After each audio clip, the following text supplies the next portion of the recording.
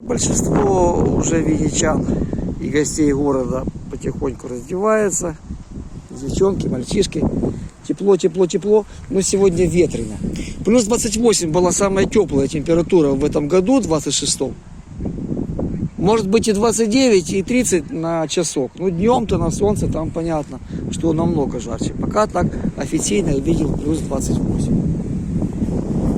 Катамараны завтра должны появиться. Будем посмотреть. Так что Орешка с вами, с любовью-то душой. Ну давайте пройдемся. Так, чтобы уже ролик у нас был в движении. Трава свежая появляется, супер-пупер. Но ветер, вот ветер сдувает все. Дома все снести.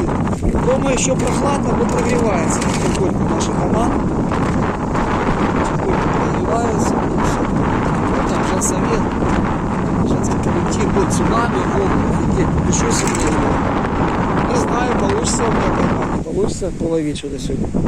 Так и не закинешь удочку. Хотя я обновил снасти. Наверное, меня не слышно, задувает. И смотрю выпуски, много молодежи, вот такие групповые походы есть, фотосессии, много всего, листья уже большие, солнце яркое, и теннисные корты обновляются, вот такие уже песочные и щебеночные насыпи есть, так что все скоро, очень скоро.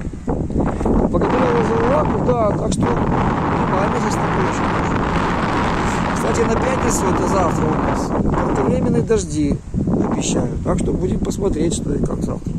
Еще тоже непонятно. Так что счастливо, до встречи, чао-чао.